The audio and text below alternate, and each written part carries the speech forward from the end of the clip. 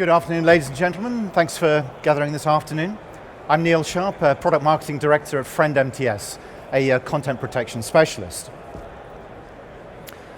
Today I'll be talking about protecting premium content, combining the latest anti-piracy technology with tight subscriber management.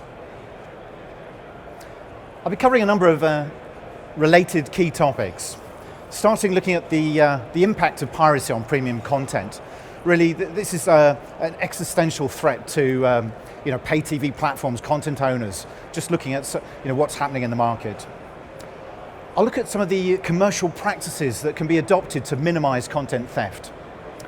I'll also turn to the foundational sort of prerequisite content protection technologies before turning to some of the more advanced anti-piracy insight and countermeasures that can be deployed in the face of streaming piracy. Okay, let's start by looking at the impact of streaming piracy on the content owners and pay TV platforms. There was some recent research by Ovum which identified that 13% of TV revenues were to be lost to stream piracy in 2018. And it's probably no surprise to you that the most impacted sectors were premium sports and entertainment. It's a problem that is completely worldwide. It's not unique to any particular market. Obviously some regions are more intensely affected by it, but it is a worldwide problem that impacts the delivery chain all the way from rights holders to the pay TV platforms delivering to the subscribers. One of the things that has happened over recent years is that piracy has become a very sophisticated industrial scale problem. When we look at it, there's like more than 3,000 black market pirate services out there, and they're generating some serious revenue. 260 million of advertising was recently identified. So this is a serious business. It's not like a cottage industry. This has really moved on. This picture here is interesting. It's actually a picture from a police raid done in Kuwait in 2017. It gives you a sense of the scale of streaming piracy, piles upon piles of set-top boxes. This is a major industrial scale problem that really impacts the whole delivery chain. When you look at streaming piracy services, you may be surprised by the sophistication of what's on offer. It's like quite advanced branding presentation, a huge array of channel choice, and a look and feel that mimics the legitimate services.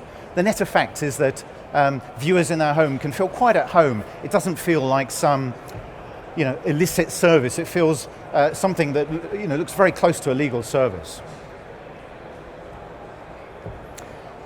One of the challenges with streaming piracy is that the technology is very readily available and it doesn't demand a very high level of technical expertise. For example, set-top box content could be stolen, taking the content out of the HDMI output of a set-top box, using sort of devices, HDCP strippers, which are readily available on key shopping sites. So there's a lot of technology out there to enable streaming pirates. And the content can be, once it's taken out, it can be real-time encoded and then uploaded to the internet. Similarly, with OTT content, it's very easy to capture content just as well. It's fast and easy using software tools that are freely available like OBS. It's free tools for encoding and uploading to the internet. I now like to look at some of the key developments in streaming piracy, some of the things that we're seeing as we look at the marketplace. What is some of the developments? One of the things we're seeing is a continued move to non-compliant hosts. What's happened is that as more companies have adopted anti-piracy services, pirate services have been pushed away from tier 1 hosts through to sort of tier 2, tier 3. The net effect is that it's making takedown notices much less effective, just because when you're using non-compliant hosts, they're not going to respond to take down the pirate services.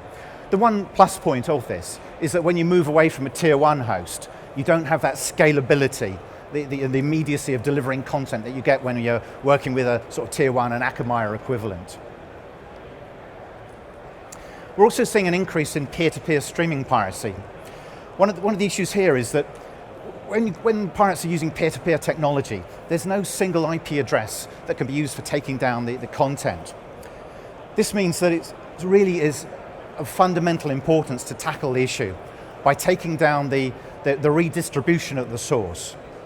And this is where technologies like subscriber watermarking fit in.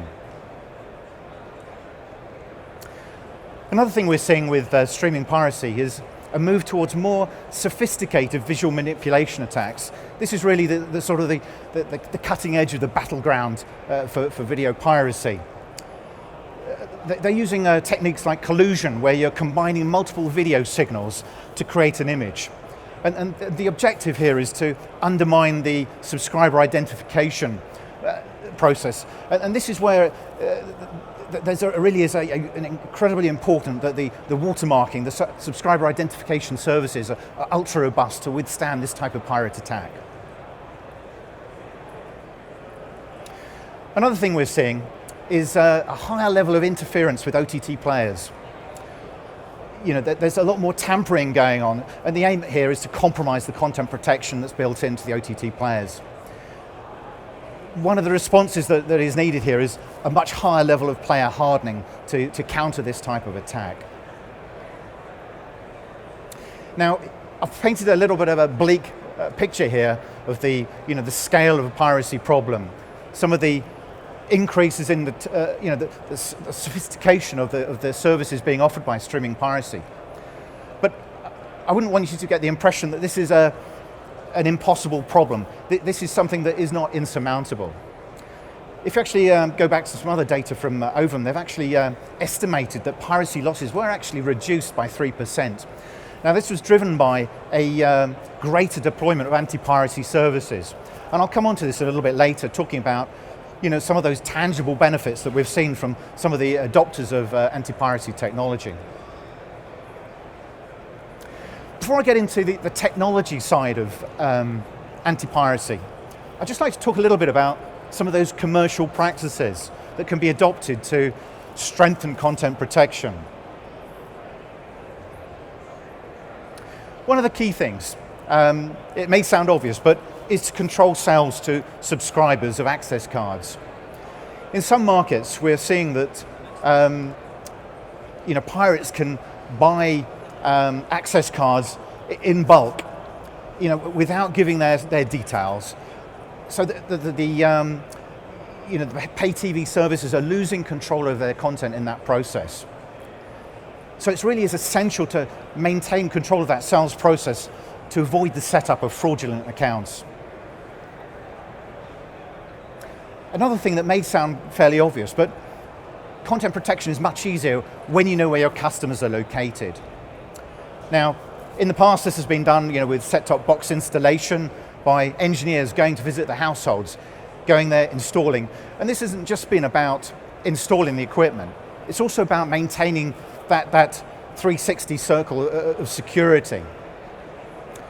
So, having a strong handle on the sales process and who your customers are fundamental tenets of effective content protection. Another thing I'd like to talk about is that it's not just the technology that makes a difference. It's making content protection a real priority, and working amongst the teams within pay TV platforms, content owners, to bring the key players together, the commercial teams, the technical teams, because it really does demand an integrated approach to the problem. I'd now like to sort of quickly turn to those sort of foundational content protection technologies, just to provide a little bit of background context before going into a little bit more deeply about the more advanced anti-piracy technologies. Now, one of the things that's very important is that security needs to be enabled right from the production truck all the way to the subscriber. The security implications of the process need to be considered each stage to really manage the process and have a very sort of active operational security mindset. So, it needs it's all the parties together, the operations team, the engineers to come together and just think through what are the steps of delivering to the home to make sure that security is a key concern at each point. Now, for traditional delivery with set-top boxes, conditional access is obviously one of those core tools in the toolbox. This is combining, scrambling encryption technologies to enforce payments in exchange for accessing particular content. Now, this is obviously an absolute prerequisite for successful delivery and content protection. Equally, in the OTT space, digital rights management is another prerequisite with premium content. Controlling access to copyrighted material. It's slightly different from CA in that it's not like an on-off switch. It's a more complicated process. And it's safeguarding the content from unauthorized use, copying and redistribution. Also important with OTT delivery is client device hardening. This is hardening the device, the app, the player, making it much less susceptible to pirate attacks. And it really stops the compromising of the content by pirates. Another sort of key tool in the toolbox is concurrency management. This is a service that's aimed at stopping the sharing of login credentials. This is obviously you're probably all aware of the sharing of logins for different sort of streaming sites. This is something that undermines revenues and that OTT service providers can control with concurrency management, allowing access revocation and stream termination to sort of keep to much better manage the situation. Okay, that was just sort of the background to some of those core tools that are most familiar, most widely adopted by content owners, pay TV platforms. Advanced anti-piracy insight and countermeasures have been deployed in less broadly than obviously CA and DRM, but they have been widely deployed, especially in markets like Europe, becoming more widely deployed in the United States, also much greater interest in Asia Pacific. So they are worldwide deployment, but some regions are further ahead in the level of adoption. The starting point for advanced anti-piracy services, the sort of foundation typically, is a monitoring service for searching for premium content. One of the issues that content owners, pay TV platforms find is often there's a lack of information about the scale of the problem. How much piracy is out there? What are the key sites that are being looked at? So they can really sort of better understand the threat. And monitoring gives you that data to sort of have a picture of what is happening in the market.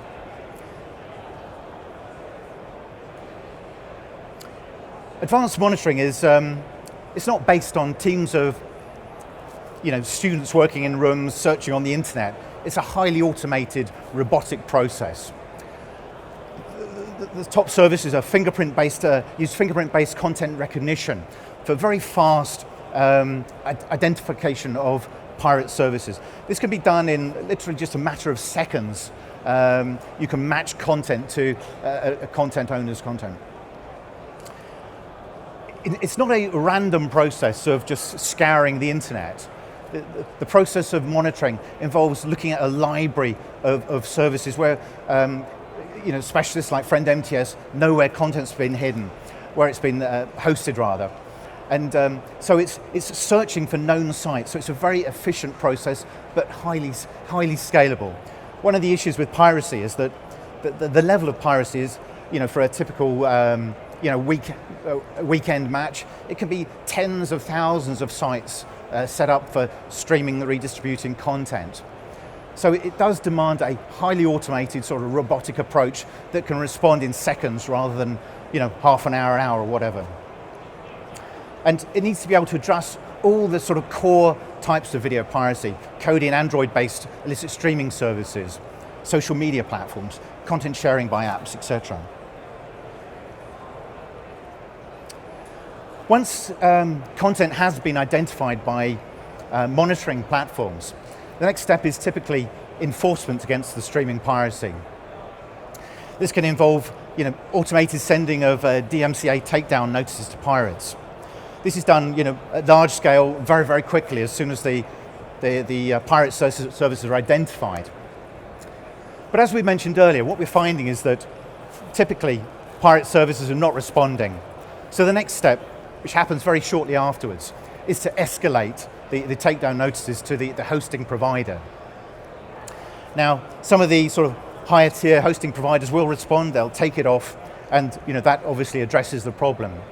But the real issue with non-compliant hosting is that they're not always going to respond to takedown notices. Another key aspect to enforcement is social media enforcement. One of the things we find is that social media platforms like Facebook, they're the sort of the preferred method for the casual pirate, the person who puts up their mobile phone to share piracy amongst their friends.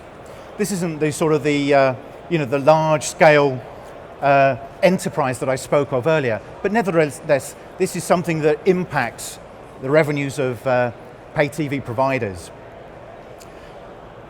So a core part of anti-piracy services is working with those social media platforms. They have their own tools for searching for protecting copyrighted content, and so that content protection specialists will interface with those tools to smooth that process to take it down.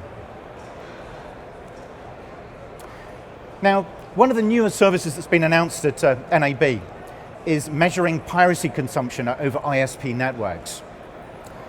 This is about understanding the impact of piracy on content owners, programmers, pay TV platforms, getting back to that core issue of what is the scale of piracy? How can we measure it? Because there's been lots of estimates, but to identify it accurately has been quite challenging. By actually working with ISPs, we can actually quite accurately measure traffic volumes, the number of people watching, the most used pirate services. So come up with some much more tangible data to address that issue of what is the scale of the piracy problem. Now, once you have that type of data, one of the real benefits is that you can actually use it to look at the impact of content protection services that you're deploying. It can be used as a sort of as a tracking mechanism. So as you deploy different content protection mechanisms in different markets, let's look at the impact on that it's making by measuring the consumption of piracy that we're seeing over ISPs. This is a picture which, let me just step out of the way a little bit, gives you a sense of how this process works for measuring piracy consumption. Here we've got some pirate services that are redistributing content via an ISP to a number of subscribers. We'll see here on the right we've got some of the subscribers are looking at legitimate content, some are looking at the pirate services from the pirate platforms. Now, when a content owner is identifying their content using fingerprinting, that can be very quickly found, that pirate service. And once that pirate service is identified with global monitoring, we can extract the IP address of that service. Once we have that list of IP addresses, they can be then fed through to the ISP's network flow analysis system. And that is how we can output complex, sophisticated reporting on the level of piracy that's being seen by that ISP in terms of the level of consumption. So I'll now move on to another type of intelligence tool that's a little bit more established, but still very powerful.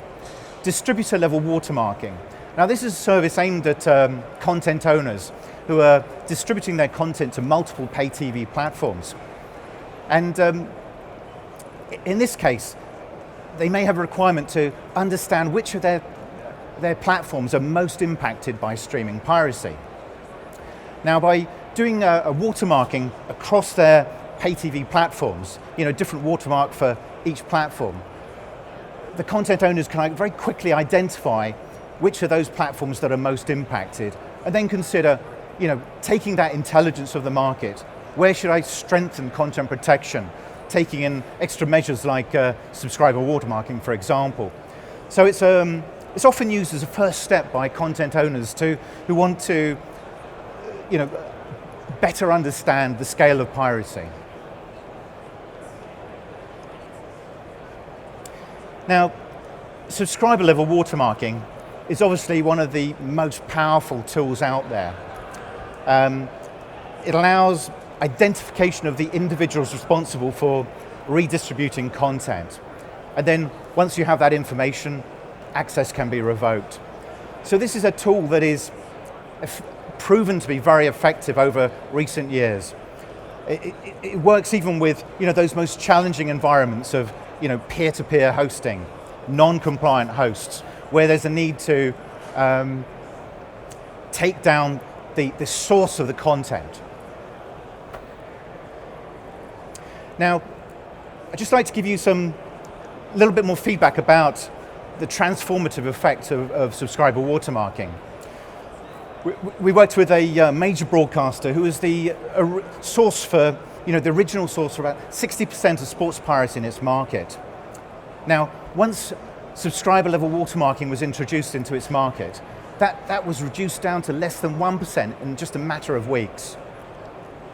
This shows what a huge impact it can make, transformative, and this is why it's one of the most powerful tools in the anti-piracy armory. Just to wrap up, because I know I'm coming to the end, this is some tweets from people we're seeing in the market who have been subscribing to pirate services, who've had access denied. We see quite a lot of amusing comments about people losing their content, unable to find a stream as the content is cut off, with the subscriber watermarking kicking in. This is just to sort of give you a flavor of it really works and it makes a difference in the market. Just to wrap up, I'd just like to say with anti-piracy and content protection, you will experience much greater success when multiple tools are brought together. Each supports another. And to quote Aristotle, the whole is greater than the sum of the parts. So this is an area where multiple technologies need to come together, multiple teams need to come together, and when that happens, a huge difference can be made to the streaming piracy landscape. Look, thank you for listening. I hope that was useful. If you're interested to learn more about some of those latest developments in terms of measuring streaming piracy consumption, the different roles of distributor watermarking, subscriber watermarking, do come through and see us at Friend MTS. We're at booth SU8921, not very far by. So thank you very much.